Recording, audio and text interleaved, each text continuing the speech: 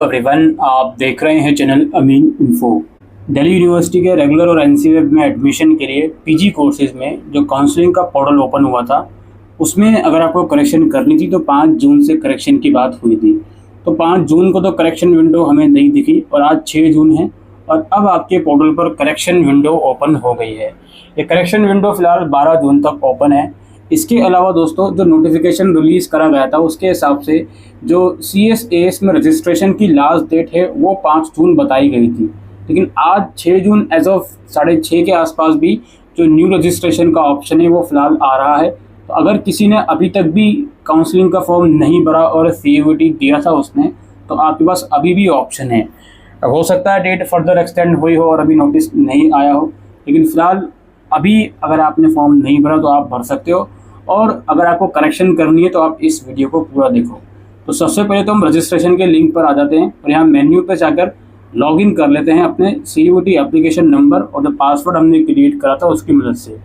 अगर आप पासवर्ड भूल गए हो तो यहाँ पर फॉरगेट का ऑप्शन है, यहाँ पे क्लिक करके आप पासवर्ड रीसेट कर सकते हो। तो आप जैसे ही लॉगिन करोगे तो ऊपर ऑरेंज कलर के आइकन में एक नया ऑप्शन आपको नजर आएगा, ओपन प्रोफाइल फॉर एडिटिंग। ठीक है, फिलहाल इस वाले ऑप्शन पर आपको क्लिक करना है। नीचे आपकी कुछ जो भी पर्सनल डिटेल्स हैं वो शो होंगी। तो नीचे स्क्रॉल करोगे तो यहाँ पर एक और ऑप्शन है, अपडेट एकेडमिक डिटेल्स। तो आपको पहले प्रोफाइल एडिट करनी है, एकेडमिक डिटेल्स एडिट करनी है, क्या एडिट करना है ये आपको डिसाइड करना है। सबसे पहले हम चलते हैं प्रोफाइल एडिटिंग वाले ऑप्शन पर। तो ये हम ओपन प्रोफाइल फॉर एडिटिंग पर क्लिक कर देंगे। अब यहाँ पर कुछ इंस्ट्रक्शन बताई जा रही हैं। तो ये इंस्ट्रक्शन में बेसिकली 2-3 बातें कही जा रही हैं। सबसे पहले तो अगर आप इस ऑप्शन को चूज करते हो तो अपनी प्रोफाइल को कंप्लीट ज़रूर करिएगा और सबमिट, फाइनल सबमिट और लॉग ज़रूर करिएगा। काफ़ी बच्चों को करेक्शन कुछ भी नहीं करना होता, वो अपने आप ही इस लिंक को ओपन कर लेते हैं, करेक्शन कुछ नहीं करना उनको। तो अगर आपने बाय मिस्टेक भी इस पोर्टल को ओपन कर लिया है तो आप एक बार उसको फाइनल सबमिट ज़रूर से कर लीजिएगा।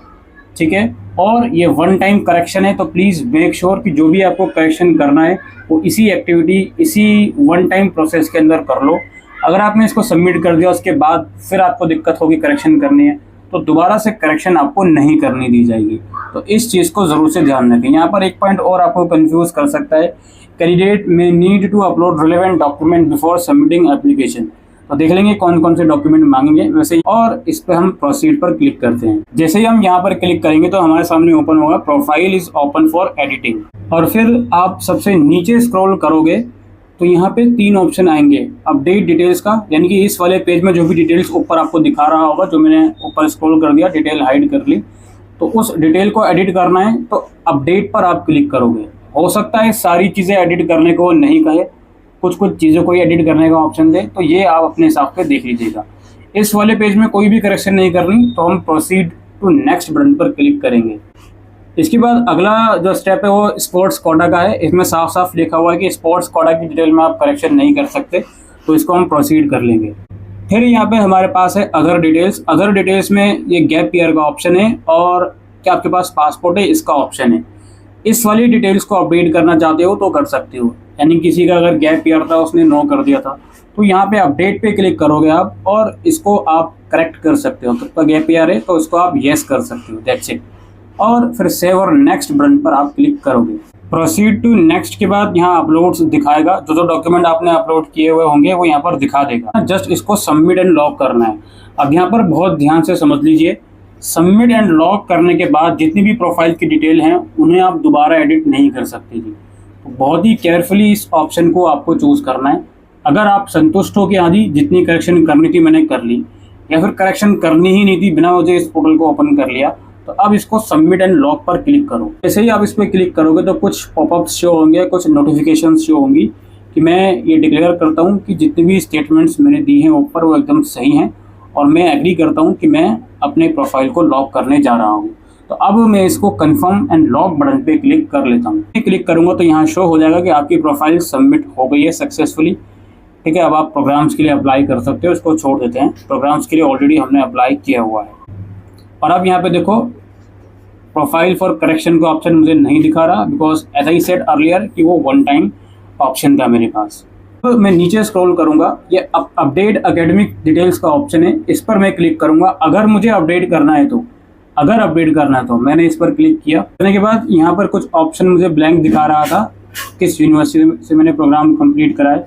यूनिवर्सिटी ऑफ दिल्ली कर दूंगा तो कुछ नहीं दिखाएगा। उसके बाद अगर करूँगा तो यूनिवर्सिटी का नाम सिलेक्ट करना पड़ेगा, तो मैंने यूनिवर्सिटी ऑफ दिल्ली कर दिया। उसके बाद नीचे जितने भी ऑप्शंस हैं उसमें आप करेक्शन कर सकते हो एकेडमिक डिटेल्स में।